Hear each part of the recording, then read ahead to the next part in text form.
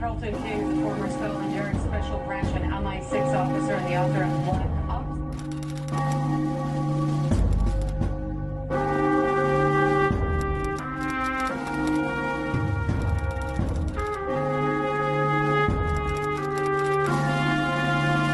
I was undercover for Special Branch in a jihadi organisation.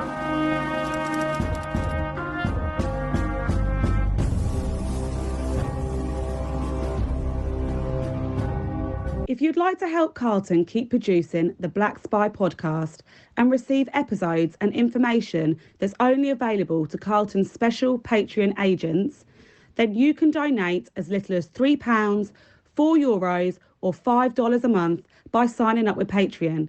See the Black Spy podcast notes or Google Patreon Black Spy podcast and pledge your monthly amount. You can even win the opportunity to be a guest on the show. Thanks for listening. And don't forget to subscribe for free. My name is Carlton King, and welcome to the Black Spy podcast, the show that shines a light on the world of secret intelligence, national security, and armed governmental personal protection operations.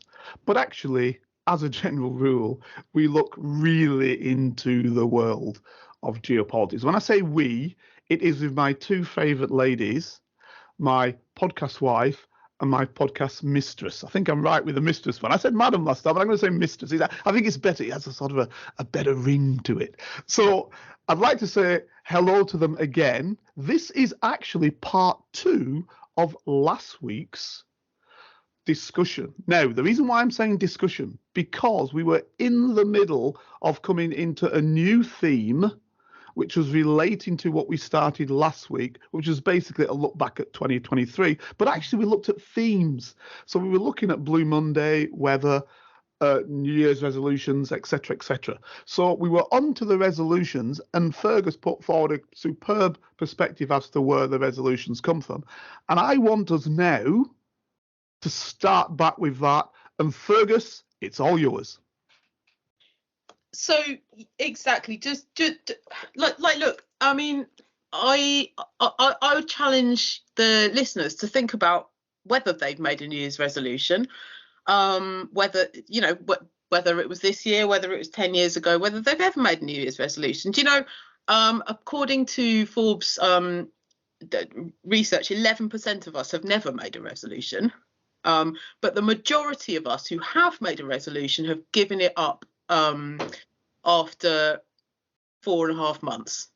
So that's what, halfway through April. I'm surprised, right? I wouldn't have thought people had kept it even that long. Yeah, exactly. Now, I know from personal conversations that Dr. Rachel is very vocal about the correct time of year to start something like a weight loss program or an exercise program, or to change your diet, or to give up your vices, or whatever. However, the reduced stress one, is that a curveball? Is that one slightly outside of the box? Because it feels to me, and it certainly feels to me in terms of media messaging, and bear in mind that when I spoke on the previous episode about media moments, I mean, show me a weight loss / fitness / well-being brand that doesn't just rub their hands in glee when it comes to January, because they know that everybody's make these resolutions, and many diet and fitness plans and gyms have key performance indicators that mean that their entire business, their staff performance is weighted towards how many sign-ups they get in January. So I know you are very vocal about January not necessarily being the opportune time for that, but I did feel from a media perspective that reducing stress, could be one that you could start in January.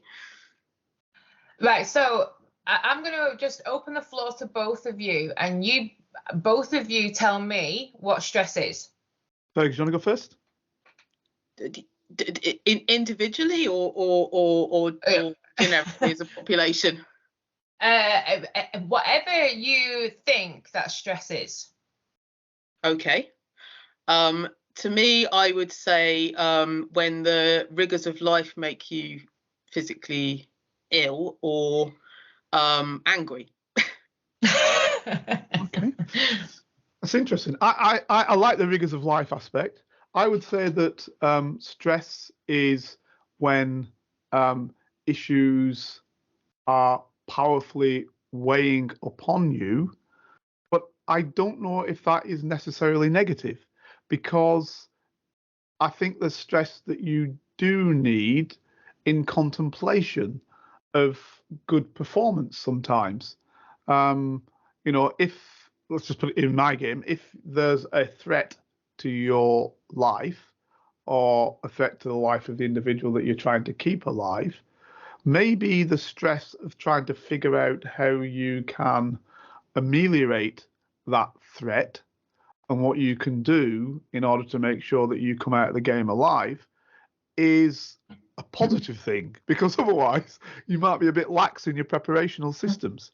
So, but then there's other stress, I think, which can weigh upon you that can bring you down negatively. So I don't know if it's straightforward. That's where I am with it. Well, the true answer is that stress. There's no such thing as good stress or bad stress. In actuality, stress is anything external to the human body that's putting demands on the human system. So reducing stress sounds, all well and good, but often, when people reduce stress, they're actually adding to their stress load, because they think, oh, I need to go to yoga, or I need to do some meditation, or I need to go and sit in a sauna.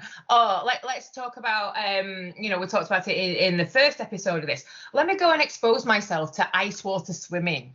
If you've never done that before, ice water swimming is putting a hell of a lot of stress on your body. So for most people, reducing stress is really quite stressful, because they don't understand what stresses are actually affecting them. We tend to only see ourselves as successful if we are really busy, from like first thing in the morning to last thing at night, and we certainly try to add to our daily load rather than take it away. So whereas I welcome reducing the stress, how are people going to do that? Is reducing the stress by buying more products, by going to, Fergus was talking about, going to, workout classes. For many people, it's about having to understand where they are. And this is the thing with a whole New Year's resolution, is how do you know what you need to change and what's affecting you if you don't understand how you've got to where you've got to? So for me, it's about actually understanding that. But before you expand on this, because it is interesting, but can I just ask a really quick question? There is a theory, isn't there, which I've got no idea if it's true or not, which is why I'm asking the question here in this forum.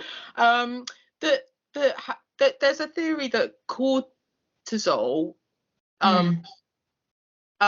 stops you catching viruses, or having a sort of high level of cortisol sort of stops you, makes you less receptive to things like colds and flu. And you're saying that's linked to stress? Is that what you're saying, Fergus? Yeah.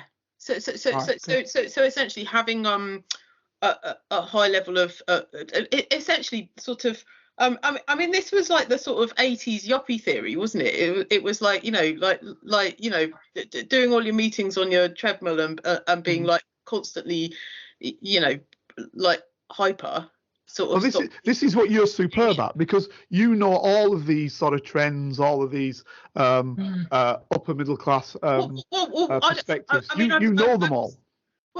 I know them, but I have no idea, and until Dr. Rachel tells us so, we have no idea if they're rubbish or not. And Doc, you're on.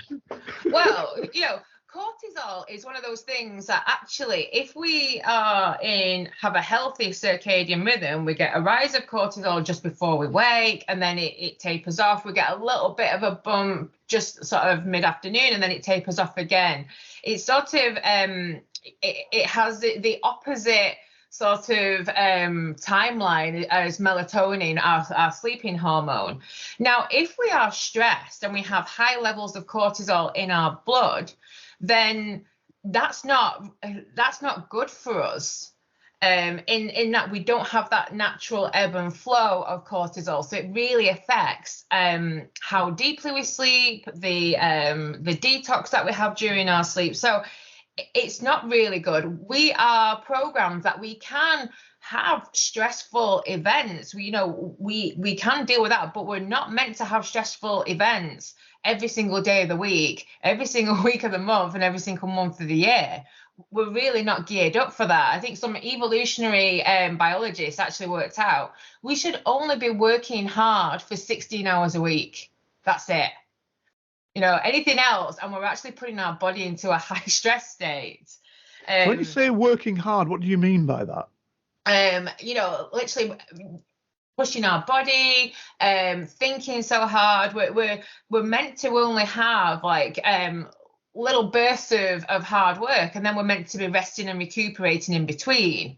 We're certainly not meant to be going from high stress to high stress events. So if you look at how stressful a commute is, then people go into the office, they're working hard there, managing all the dynamics. And from a geopolitical point of view, where did we get our 8-hour day from, our 8-hour working day from? That's certainly, That's political. Yeah. I can tell you the answer to this. It was this 1900s revolutionary called Robert Owen, and it was 8 hours. Yeah. Work, 8 hours play and 8 hours rest, wasn't it? Yeah.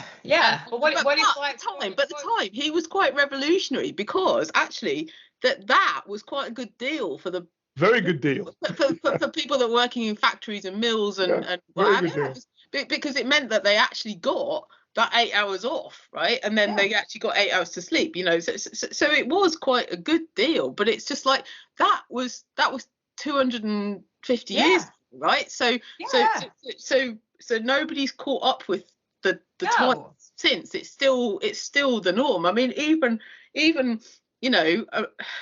like I work from home, but even when I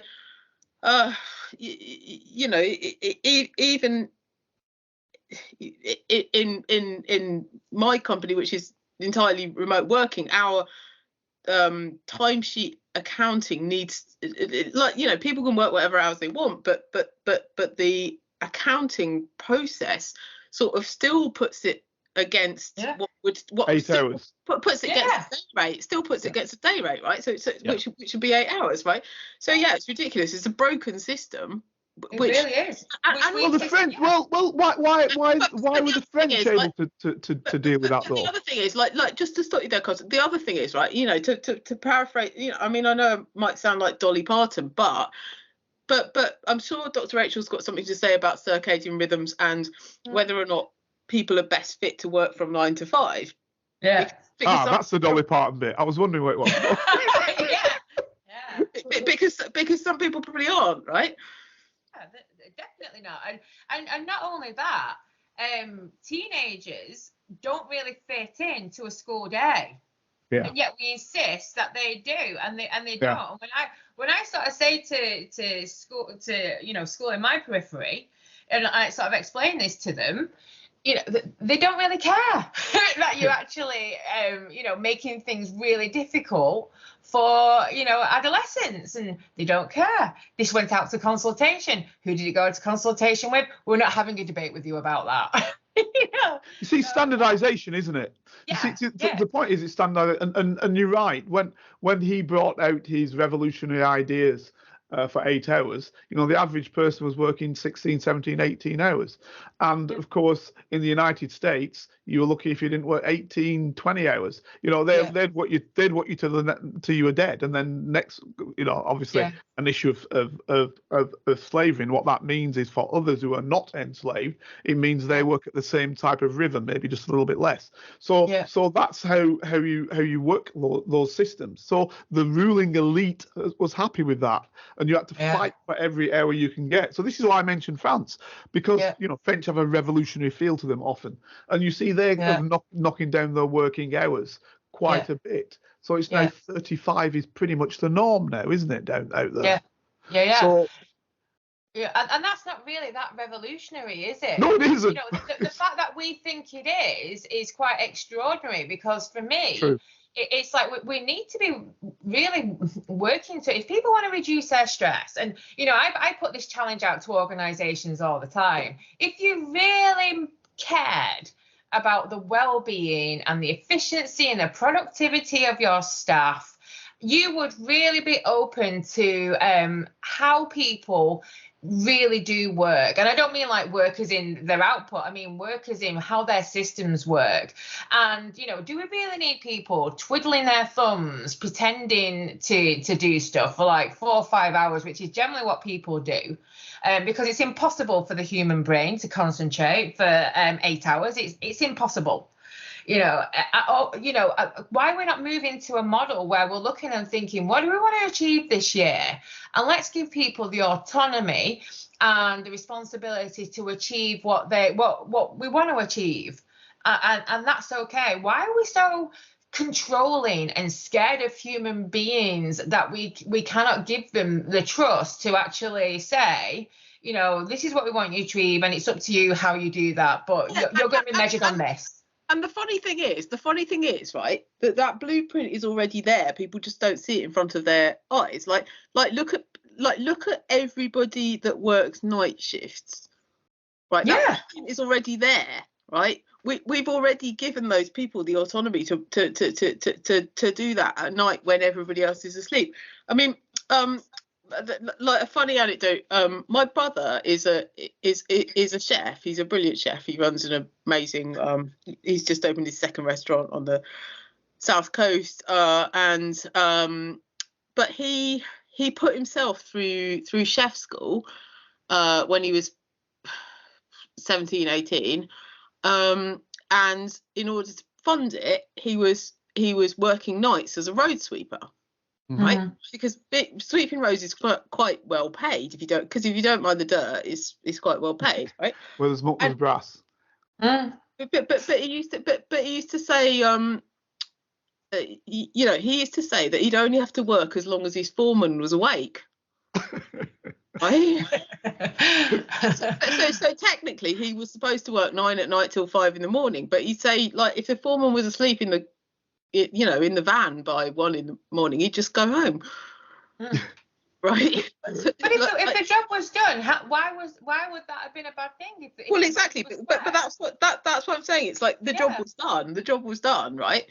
But do you know what I mean? Like, all I'm saying is, like, the precedent is already there for people working different hours. It's just that people don't dial into that because people don't want to think about the night economy. Well, yeah, but it goes into that power and control model again, where, you know, we often sort of refer to that all the time, is that we have the ruling elite who exert power, and then they have their minions who want to exert their power on other people, and we have this huge pretense of a meritocracy which doesn't exist. And all the time it's like the pecking order, isn't it? You see it in every household. It's like it goes down the children and siblings, you know, who's bigger than who, until the youngest one takes it out on a pet, you know.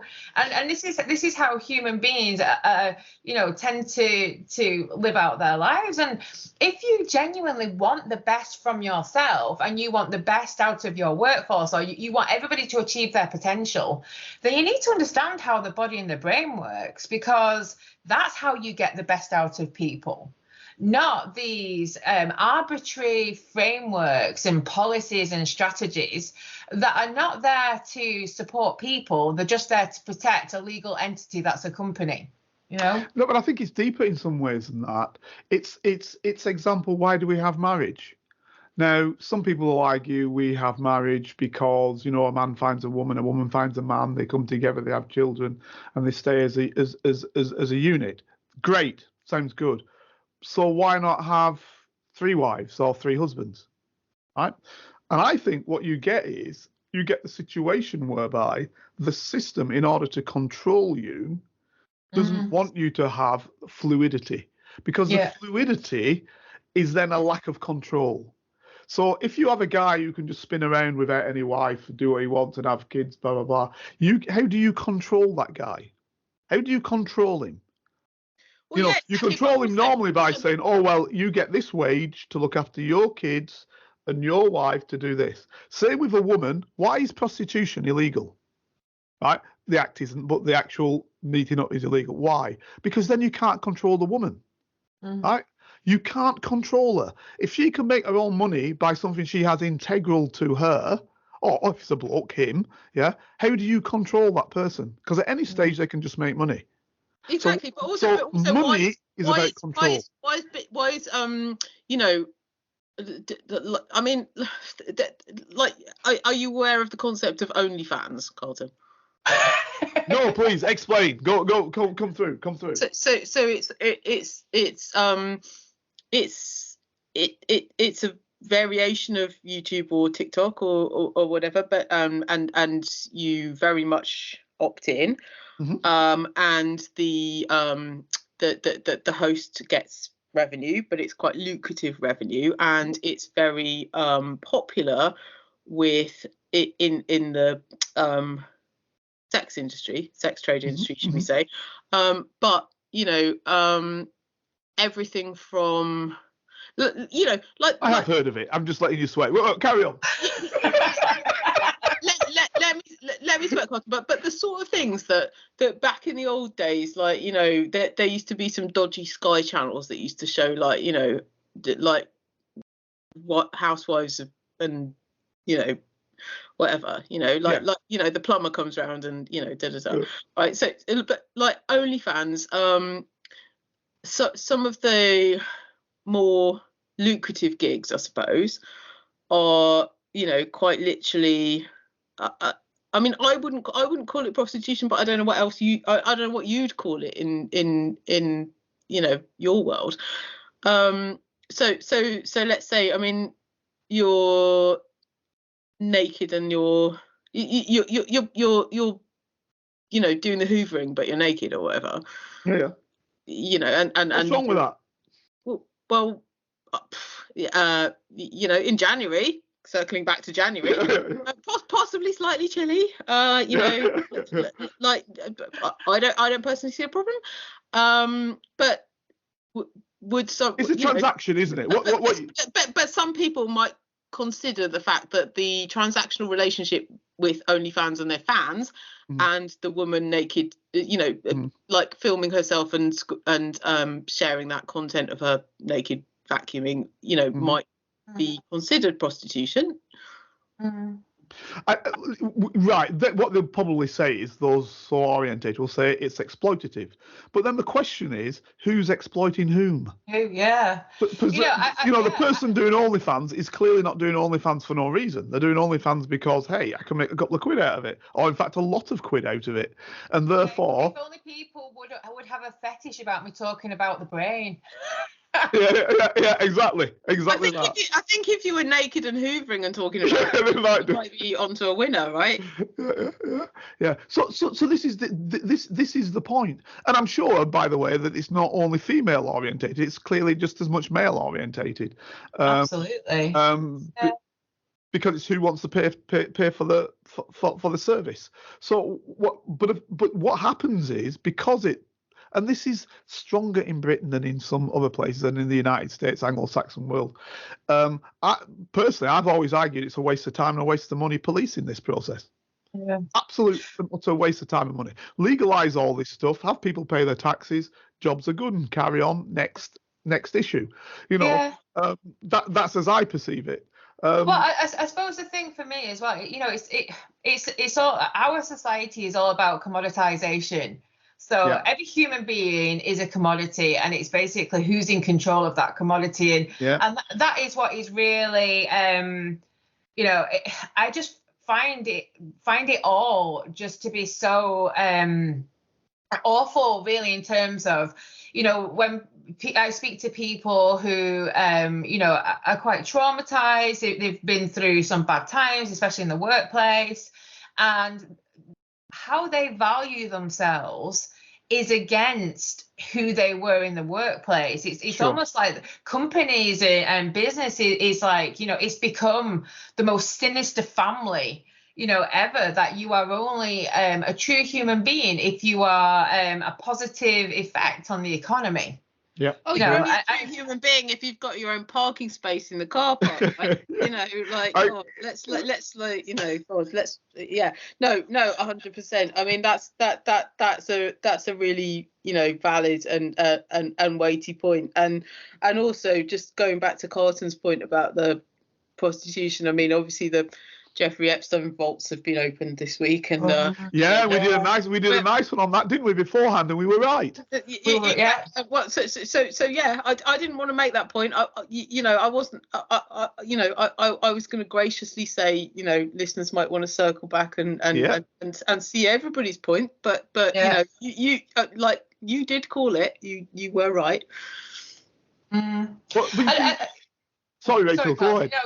It's like the whole thing all the time, when you sort of looking at how society is, and how we treat each other and how that's viewed, and how there's certain people who are viewed as villains and certain people are viewed as heroes, and it all the time it's distracting from the real issues, and it's that, and it is circling back to sort of the resolutions and well-being and why do people want to purchase things to be well. And it's because nobody understands how the game is rigged. Nobody understands the rules of the game. And people's autonomy has been chipped away so much and influenced by media, is that, I can't do things myself. I need other people to do things for me. And it's like the whole system is just commodified, and, who's going to make money off somebody, somebody's telling someone, just go and stand outside for 10 minutes when you wake up in the morning and get some daylight. Yeah, but you see, this is why this throuple is good. Because, you may not use the word throuple, this is why this throuple is good, because, actually, we've got the fourth estate in terms of the press and the media in Fergus. We've got the scientific element, albeit that you may not be the mainstream scientific element, but we've got the scientific element in terms of you, Rachel. And we've got, if you will, the sort of political stroke service element for myself. And we can come together and then look at situations as we're doing right now and bring out of those various points. And this is why I wanted to come back to what I started in last week's programme and ask the question of you, Fergus. How can Rachel get her differentiated scientific perspective forward? Well, this isn't it. The short version is that my agency does Rachel's PR, and I will say that since we started working with her 9 months ago, we have now turned the media to a point where she gets 3 or 4 asks every day, and I turn down the stupid ones. Okay. So I would say, Dr. Rachel is in the press every week from a PR stance. PR doesn't always equate to millions. Obviously it equates to how you it gives you an open platform to present your message, and an opportunity to kind of grow your brand with earned media. But I also feel that Dr. Rachel now works with a lot of brands as so she's available to give her critical insight to leverage brand stories, and there's that as well that we have been doing. In the short and flippant answer to not being a millionaire to telling it how it is, well, people aren't ready to hear it as it is, But Dr. Rachel's mantra is about this is all one brain at a time, and I feel that, you know, that one brain at a time is growing on a daily basis because she's in the press every day now. That's interesting, because you see, if you look at it from a different perspective, revolutionary ideas can be very dangerous. And if you can't control the masses, if the masses can all start thinking the way they so wish to, then how can the political leaders control how the system functions? So when I say political leaders, there is a problem with that in our part of the world. There's a massive problem, and it's your mate DC now. Well, in our part of the world, it's a big problem because, of course, the political leaders are now not politicians. Should we now LDC because he's a lord, right? Yeah, absolutely. Like I mean, you know, like he couldn't even answer the. No, he couldn't yesterday. Yeah, the basic questions about. Well, he could, but he can't. That's the point. He could, but he can't. He could, but he can't, but he didn't. But you might want to expand on that because you know better because of the power plays. Because of the power plays. See, what we have to understand is that business actually is more important than government. And people, the government.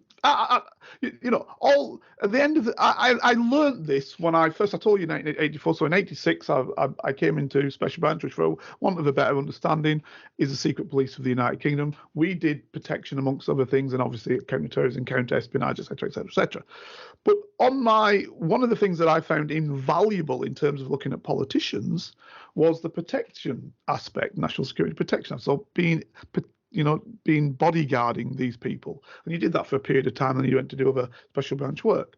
What I learned very quickly is where they frequent. Now they frequent the people with power, and the people with power were, to my mind, twofold. One was media, and they were moguls of media, so they had the power play anyway. They were wealthy anyway. And the other one is business. And I don't care if you're Labour or you're whatever, it's still business, right? It's business. Now, maybe business with a smaller B and a bigger B than the other. But with this guy now, it's definitely business with a big B. So we got, because he's basically Tory light. He's no different, right? So what you're looking at is business controls the processes.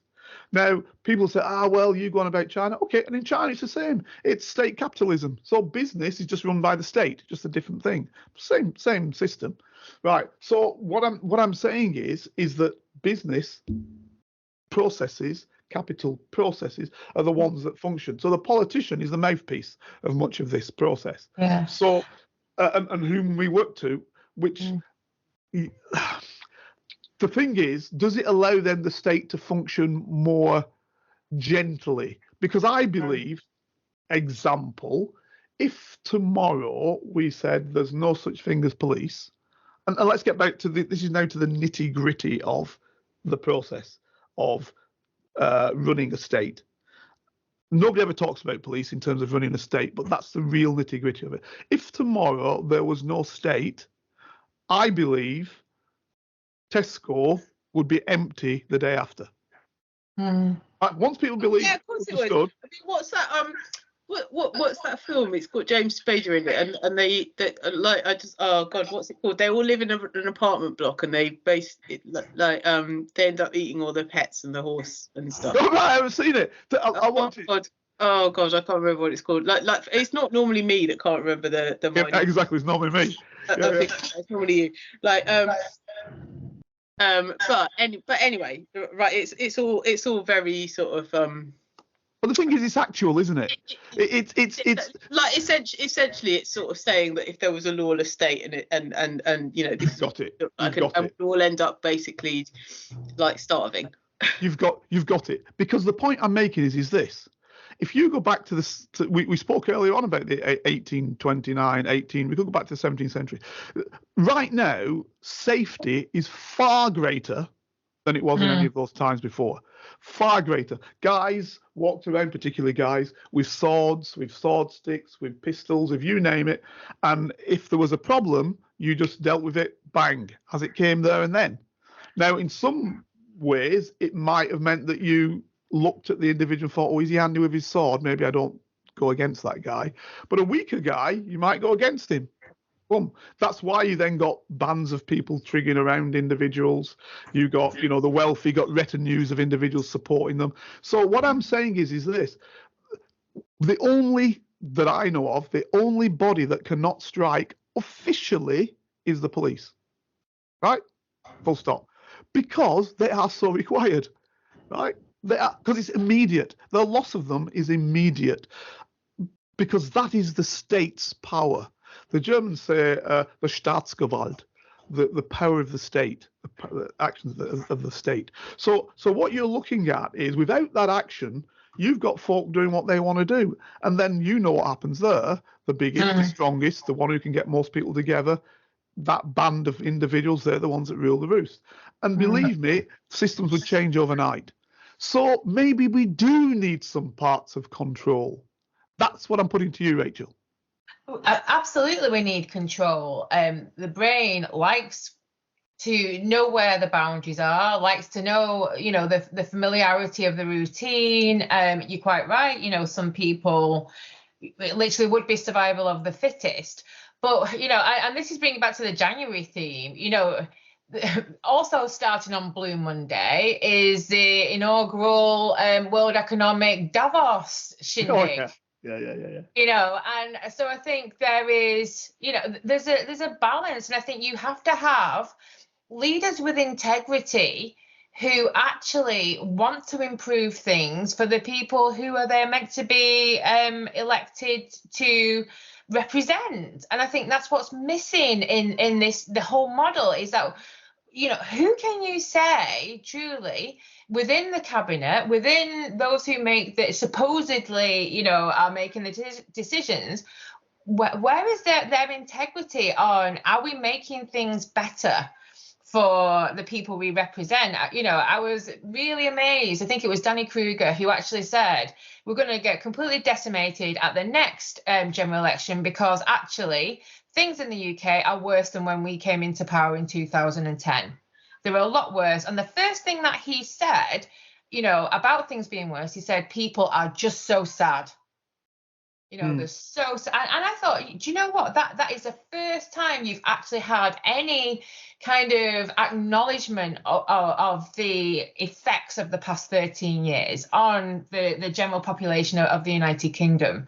And I think I completely agree that, if we didn't have said systems in place, then, it would be a complete and utter riot. And, it literally would be within a week, the UK would be unrecognisable. However, we need to have a lot more due diligence about exactly what is allowed to happen by those people who have said they want to represent the people, but in effect, it seems to most people around them, they're just interested in lining their own pockets. And not just our leaders, they're so-called experts. Agreed. Who advise them. Let's just remember, right? Let's just remember that Sir Keir Starmer forgot how many children he's got. He forgot the genders of his own children, right?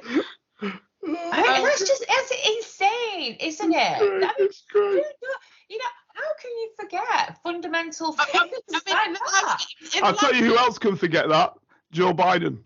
Landscape of great political. Sorry, I shouldn't make a joke about him like that. In the landscape of great political moments, this goes up against. To me, this kind of goes up against. Do you remember when Suella Braverman trampled on someone's guide dog? Yeah. God, yeah. And it was like, oh my God.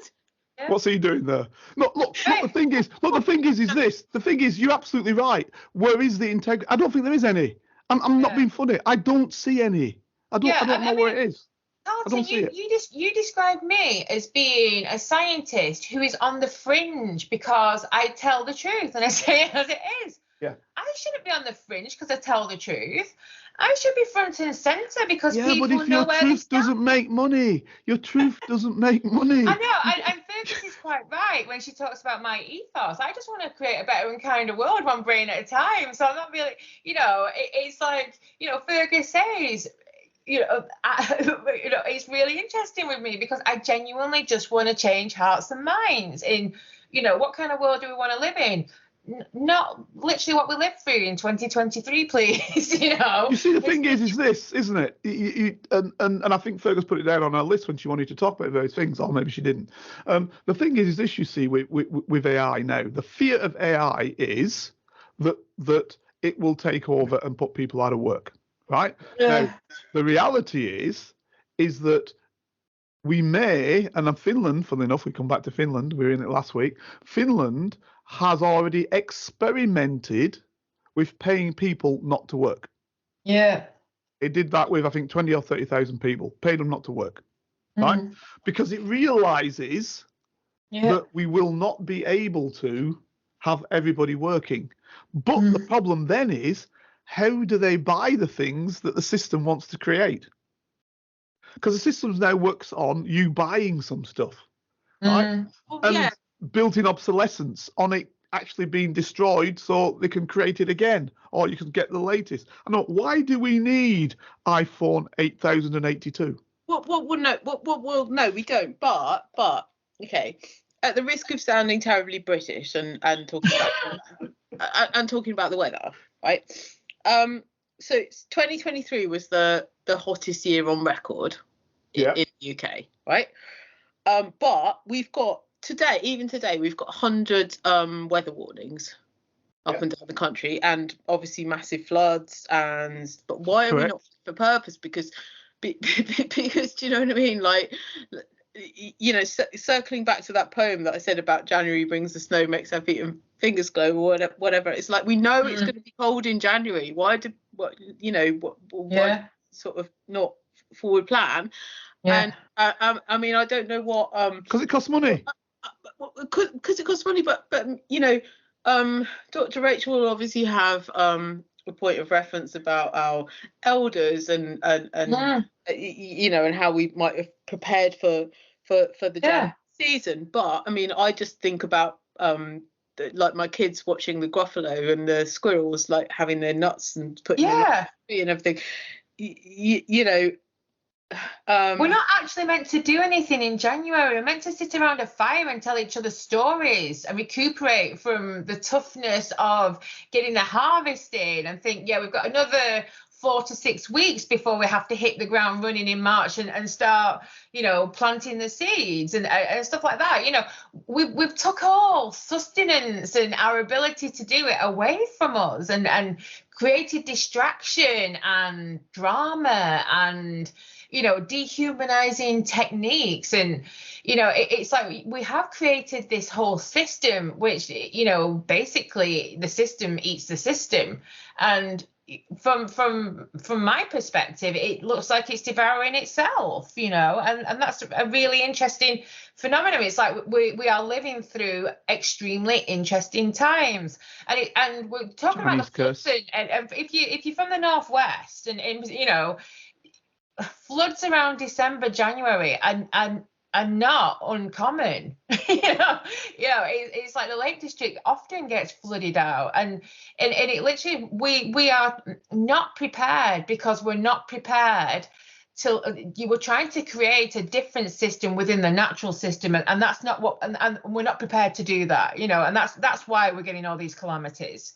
Because we're not adjusting. Intelligence, the definition of intelligence is the ability to adapt to your environment. I don't think human beings in the West are that intelligent right now in this point in history. Well, I think you're right. It's funny you should say, right, because there's a story in the news today. So Stephen Fry, who obviously the media perceive to be intelligent, has kind of come out against he's now sort of saying that the Queen's guards shouldn't have bearskin hats. Right. But and it's kind of ironic because I think the new Paddington film's about to come out. Right. But anyway, but Stephen Fry's like massively going for it, you know, and. So let me just hit on that. Circling back to what I said before about, you know, media moments and sort of picking your time and all the rest of it. This story, this is a great story. I agree with Stephen Fry. I agree that bears shouldn't be killed. I mean, I think there's a bit of a woolliness in the rhetoric, because obviously the bearskin hats that those guards are wearing were the bears that were killed in some time ago, yeah.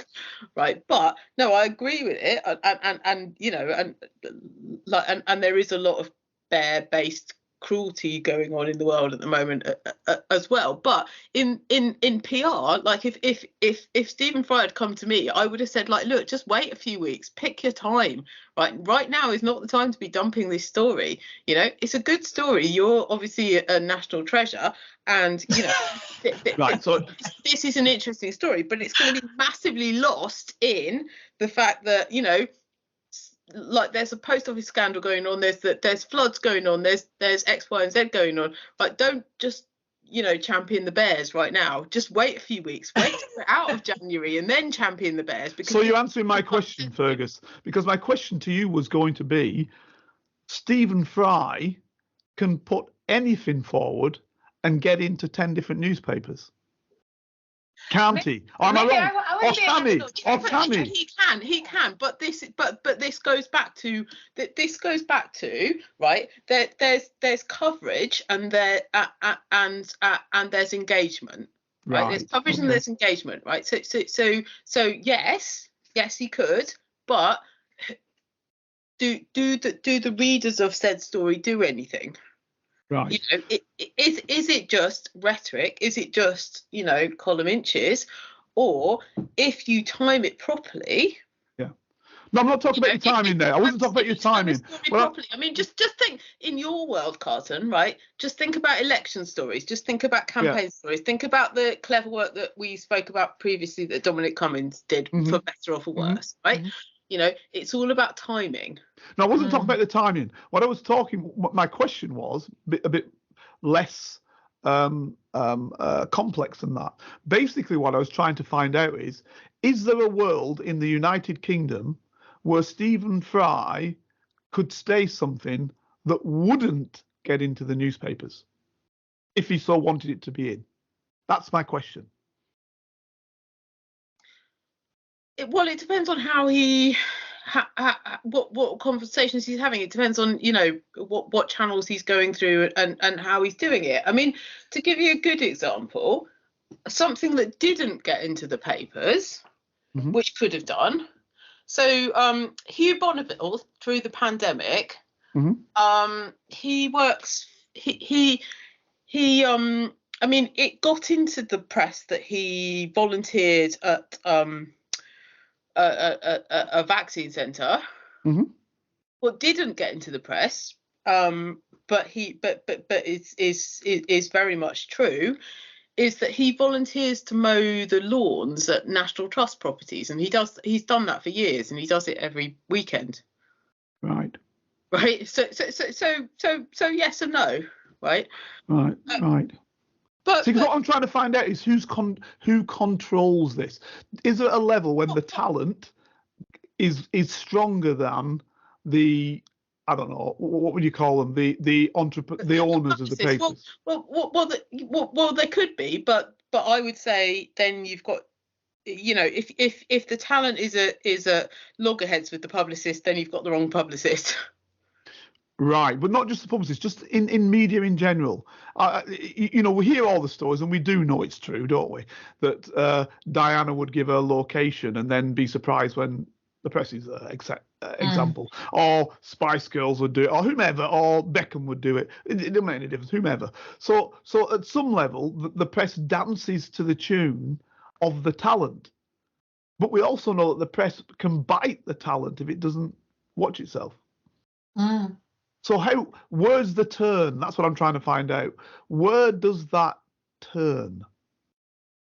Yeah. Okay. So I remember, like, years ago, back in music industry days, when the Spice Girls were still they weren't self-managed, when they were still under the arms of their management and record label and all the rest of it, and yeah, it was that thing of like the paps were just following them everywhere. And they were phoning up their publicists at the time, and they were just they were just calling her, and they were sort of saying like I won't say her name, but they was basically saying like, look, we're desperate, like we're all girls, we're living in the same house, we've all got our period, and we can't go out and buy products, right, because the paps are outside.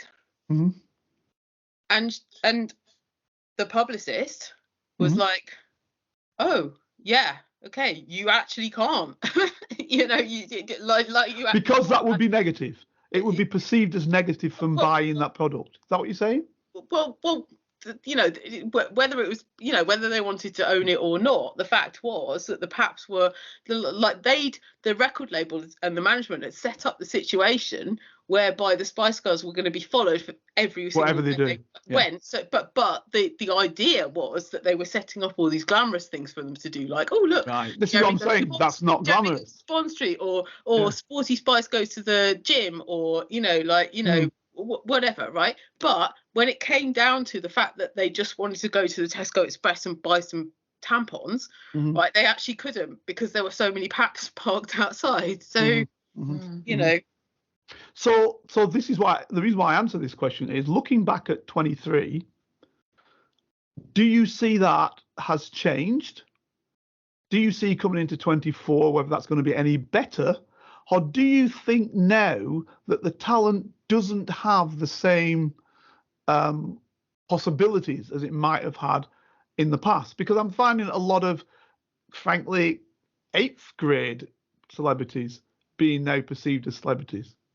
Or am I wrong? It's funny, Carson, right? So I'm gonna give a really flippant answer to this, because we've got another topic to discuss, and I want to just get this in the time. But to be quite flippant, one thing that I've seen in my world with a lot of our clients is that the perception / value of an influencer is shifting. So positively or negatively? Well, neither, but it's shifting in terms of those influencers need to validate themselves in some way. Right. Okay. In order for brands to take them seriously. I mean, there was a day when, a few years ago, when if you had over 100,000 hits, then brands would just be throwing money at you. And now I think that brands are starting to realise the the sort of one-dimensional relationship, I guess, with a lot of influencers, and that doesn't mean all of them, and let's just keep reminding ourselves that we really want to have Mr. Beast as a guest on the podcast. Absolutely. However, there are a lot of influencers who do one specific thing, or talk about things in one specific way, or whatever, and I think brands are starting to get a little bit more savvy, and also the media starting to get a bit more savvy in terms of tertiary pickup. I mean, there was a time a couple of years ago when the Daily Mail just used to kind of go through celebrities' Instagram feeds and make a story out of them. and now they're realizing that actually, there are a lot of other issues at play, and that's not actually such easy game / low hanging fruit. And so that's my short answer. So look, to wrap this up, one thing I wanted to kind of talk about is I know we've obviously touched on the weather, and I don't know if this is a mitigating thing, but there was a story in the news. Even circling back over Christmas, my kids, who I don't consider have a massively unhealthy diet or whatever, but they all were kind of ill. They all had this vomiting bug. Christmas was basically spent like with sick buckets and bits of toast and whatever. Is your cooking that bad? No. Well, your husband may have cooked actually. See, there we go. No. I've fallen for it. No, we actually we split the cooking, believe it or not.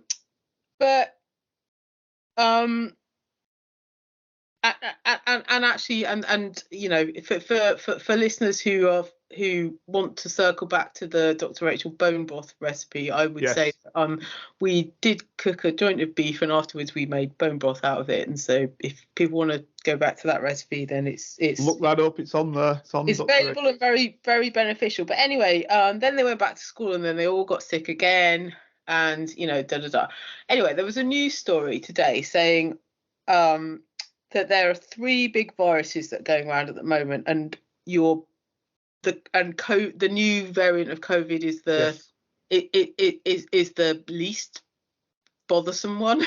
Interesting. Mm-hmm. So there are 2 sort of coughing / sort of lung related variants, I suppose, which are scaremongeringly, if that's a word, more deadly than COVID. Mm-hmm. So the gist of the news agenda is you're better off having the new strain of COVID than having these. Than having that, yeah. So this is one for Dr. Rachel, but also for Carlton in the landscape of international intel about how are we performing against how we globally, how is the UK globally performing against COVID now? Because it seems like we've sort of dropped the ball a bit.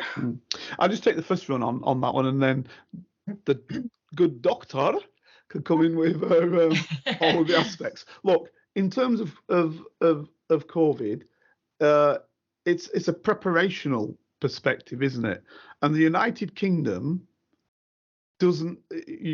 For listeners, I'll just go through it. I used to run a thing called the Strategic Analysis Unit of the National Public Order Intelligence Unit, which is domestic intelligence. And so why is somebody in domestic intelligence interested in a virus? Because, of course, viruses can get out of control. And then if viruses get out of control, the people can get out of control in some way, shape or means, or it can be problematic for the state. And, of course, the police control how the state controls the functionality of people. So that's how you get involved in that. So in the past, I wrote papers on this kind of stuff, and I realized that we were, and my team, I headed up the team, I realized that we were woefully under-prepared on most things. A lot of countries, so in Germany, you've got they call them the Technische Hilfsgruppe, which is technical capacity or assistance group. They have where they have the technical assistance all set up there. Everything's waiting, computers, this, that, everything's waiting to deal with issues. Britain tends not to have that. The United States has that, and they call it just forgotten its name. Not Mercer. Anyway, they've got a system for it. We tend not to have that all sitting there.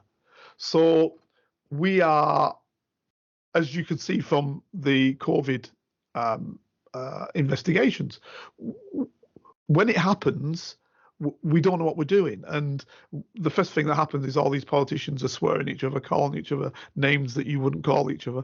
And you don't know what's happening. It seems to be that we're backward on this process. Why? I suggest because to do these things, you actually need to put the money into it. And I would say just one thing for the United Kingdom, and that goes back to Brexit, it goes back to the Ukraine war, it goes back to just our way of living. The United Kingdom was, at one stage, over 150 years ago, 20 years ago, the greatest nation on earth. That's a fact. It's not, it's a fact. It had the largest empire the world has ever seen. Right? The sun never set on the British Empire. One person said because an Englishman will steal everything when it goes dark. But the point is, the sun never set on the English Empire. right, or the British Empire. That's the reality, okay? That has gone, and the United Kingdom has not come to terms with that. So the problem is we're still trying to play in big boys games, spending money unnecessarily, I believe, on the military, nuclear weapons, etc., etc. And when we've not cut our cloth accordingly. So what we're doing is monies that could be spent on other issues, we are spending them on issues that actually, for a nation of our size, shouldn't matter. Right? And until we come to that understanding, and believe me, your Labour man isn't going to come to it because he's never going to say this. Until we come to that understanding that we are not what we once were, and of course, again, that we look at empire in the round. Empire is so, and it doesn't matter whether it's the French Empire, the British Empire, the Spanish Empire, the American Empire that's run a little bit differently. But again, the Chinese Empire, I'm going back in time now, the Egyptian Empire. Empires, what they do is they bring stuff into the center. That's the whole point of it. So if you look at the areas that the United Kingdom took over in many, many places, unless they became settler states, like Australia, New Zealand, Canada, United States at one stage, part of the empire, South Africa was one stage like that, Kenya was one stage like that.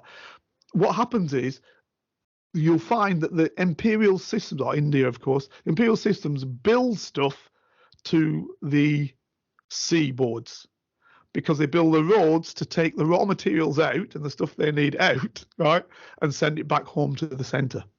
That's what they do. That's the job of them, right? So yes, there was a time when you could go all around the world and British trains were built everywhere, right? They were built from Britain and sent all around the world because we were the imperial power, right? There is a negative in that process. And that negative is that because they're monopolies, when you get a monopoly like that, at some stage, particularly if it lasts like 100 years, 200 years, whatever, you get lazy and you then don't create the best things. You know the empire's got to buy it because there's no choice, because it's a monopoly, right? So you know Indians will have to buy Morris Minor cars. So even though they're crap, you can still sell them to India or wherever else in the empire is. Right. Once these imperial places become their own countries and free, they then no longer buy from Britain because we've fallen behind. Because the others who didn't have the empire, so because the Germans had the empire taken off in the First World War example, had to build the latest stuff in order to sell externally. So we've fallen behind, which is why our industry was backwards. But Carson. Now, the reason why I'm mentioning all this, let me just finish this draft. The reason why I'm mentioning all of this is because until we realised that empire had its drawbacks as well as its positives for Britain, right, in terms of that, we will keep thinking we're at the top table. And then there's only so much money to go around. And believe me, unfortunately, the money is not put into things that might happen. That's the problem. It's not put into, even just something as simple as fixing the potholes in the road. We'll get around to that. It's put into things that make you look good, they believe, on the bigger stage. And that is where our problem is. I mean, they put a ridiculous amount into fixing the potholes, like a disgusting amount, when they're still not fixed. Right, but Carson, what I wanted to say, right, was that in last week's episode, when you mentioned, what the world might look like if you got rid of the police. Well, what might the world look like if people had taken Brexit in its actual, iteration, i.e., stop playing on the world's platform like this, just become a European country that doesn't have to be a superpower, doesn't have to get involved in all these things, doesn't have to weigh in every time like Joe Biden opens his mouth, doesn't have to, be the first be the first to have the munitions every time someone's got a war. What, we're a tiny island. Like, look at the, look at Peter's projection, look at how small and puny we are basically in the world. And you know, Adam Smith had the right idea, really. You know, like, so what I'm saying really is Where that would we have been? I'll tell you where we would have been, because Brexit supposedly didn't mean that. What Brexit supposedly meant to the Brexiteers was that what they would do was they would, instead of selling into Europe, our nearest neighbours, and getting the goods going freely in both directions, right? What we'd do is we'd sell to our old empire. This is why I mention it, so it comes back. Now, the reality is, and this is what people never understand, they say, oh, we've got a treaty now with Australia. Well, the treaty's crap, for one. And more importantly, Germany sells 8 times as many goods to Australia than we do. And we were the imperial power, right? There's nothing stopping us selling goods to Australia in the European Union. There never was. It's when you don't have stuff to sell that's your problem, right? And so politicians haven't accepted that. Now, the reason why politicians jump on the bandwagon, on the gun, and say we want to be there, we want to be the person to do this. Boris Johnson goes to the Ukraine and says keep fighting. Don't take that deal that Putin's given you, which is a great deal for you, which basically says just remain neutral, there's no more war. Yeah, don't take that deal, keep fighting. And he brings it up from the United States. Why does he do that? Because we're on the Security Council, right? So it gives us import. Now, we're on Security Council because of our status post at the time of the Second World War. Now, there is no justification for the United Kingdom being on the Security Council as a permanent member. No justification. Why should the United States Kingdom be on the Security Council as a permanent member and India not? I mean, you've got to ask yourself these questions. Why should Germany not be on the Security Council? With a bit of larger GDP. Why should Japan not be on the Security Council with a higher GDP than both of them? Going back to what you said about having to sell, what do we actually have to sell? Exactly. But what do we have to sell? We sell the English language. Turnips and the English language, and you know, like Stephen Fry. Yeah, we sell the English language. That's what we are selling. I'm not being negative here. We're selling services, and they're all via the English language. But even that's now being cut away because, you know, the euro trading, which is trillions, which used to be done through London, is seeping out now to Frankfurt, to Paris, to various. Not one country is going to get it all like we had it in London, but it's seeping out to these other countries, to the Netherlands even. It's seeping out. So leaving the European Union has been absolutely negative for the United Kingdom.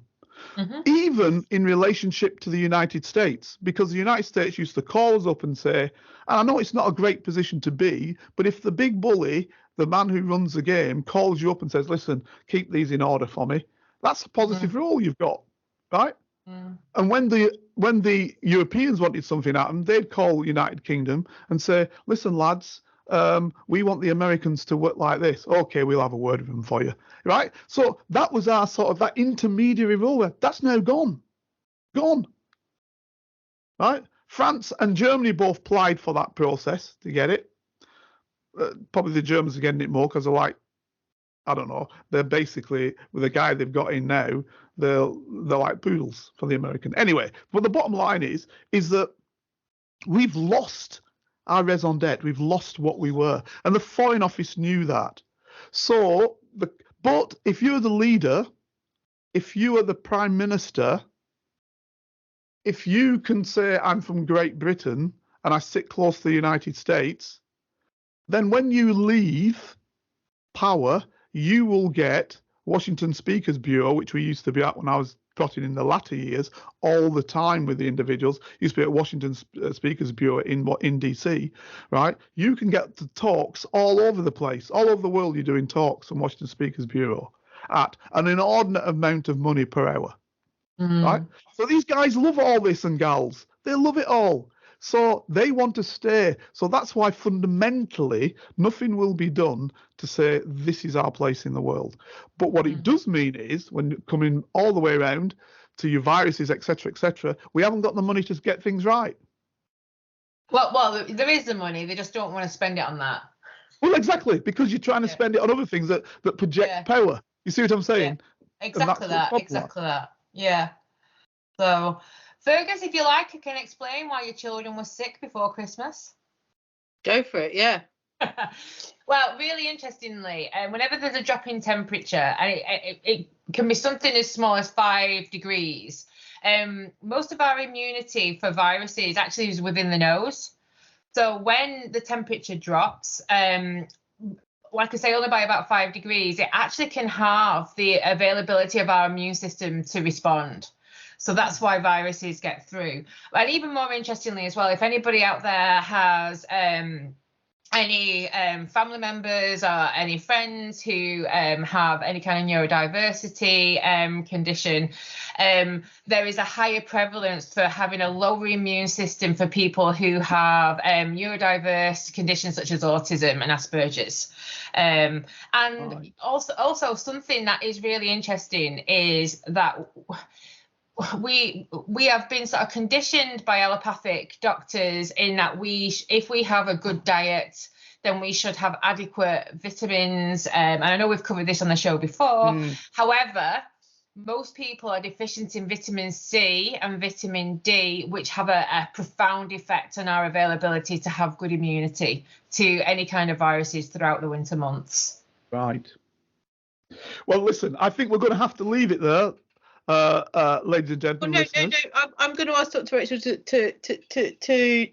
just say, I'd like to, on the subject of viruses, and you can have the last word on this, but that whole concept of herd immunity, like that's not a thing now, is it? Well, it's not a thing because scientists who who previously did talk about herd immunity have now said that it's not a thing. However, I would, like to just suggest, the thing is that if you are a human being who is being brought up as a human being and is having a really good solid foundation in how to be well, eating a good diet, then there shouldn't be an issue with having any kind of immune deficiency. We have to get poorly, we have to have viruses, and I don't know whether people understand as well that within our gut biome, it's not just we don't just have bacteria in there, we have lots of viruses that are within our gut that actually keep us really, really well. Viruses are a fascinating subject to actually learn about.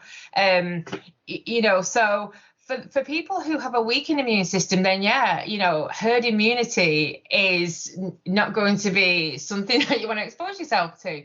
But for healthy human beings, then that's how we've evolved, and I would just say to anybody, if you are reading anything that any scientist has written, I want to coin one of Carlton's phrases: follow the money, see who is paying them to say what they're saying, and then get your opinion from there.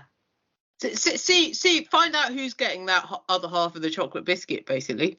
That's Exactly. Yeah. And ladies and gentlemen, I'm going to have to stop you. That we're going to come back on viruses, Dr. Rachel, because that is we've got to hit that fully. We've got to look at that fully. The explanation you just gave then was great, because the other thing with herd immunity, of course, is when you talk about herd immunity, it means that some of the herd die off. Yeah. But anyway, we're going to look at that. We'll look at that. So listen, I've got to say the reason why I'm doing this is because the timings are now. It's a great episode, don't get me wrong, but it's like a minute, an hour and 15 on this one episode. So, ladies and gentlemen, thank you very much for listening. Again, we've got the top team. So, Dr. Rachel, whatever you want to say. Thank you, and welcome everybody. 2024 is going to be a little bit brighter than 2023. Brilliant. And my darling podcast wife, what have you got to say? Oh my God, so at my agency we've got this internal expression: "Let's 2024 to the floor this," which you as a DJ, I hope you'll appreciate. But as always, any feedback or any questions, get me on LinkedIn because it's quicker than getting me on my work email. And also please do reach out to Dr. Rachel. And I've said this before, I'll say this again, please subscribe. Every subscription really helps us in terms of keeping this podcast going and moving on to bigger and better things. And thank you for listening. Thank you very much. And may I just say, before I say goodbye, ladies and gentlemen, please do get in touch with the BBC and say, we want the Black Spy podcast on BBC Sounds. And with that, it's goodbye for me. If you'd like to help Carlton keep producing the Black Spy podcast and receive episodes and information that's only available to Carlton's special Patreon agents, then you can donate as little as £3, €4 or $5 a month by signing up with Patreon. See the Black Spy podcast notes or Google Patreon Black Spy podcast and pledge your monthly amount. You can even win the opportunity to be a guest on the show. Thanks for listening, and don't forget to subscribe for free. Here is a working class spy telling his stories, the secrets, the lives of spies. Feel free to message Carlton King on all socials and give this show 5 stars on Apple iTunes and subscribe so you never miss a single episode. For your ears only. More than a quarter of a century, I was a member of Her Majesty's Secret Intelligence Service.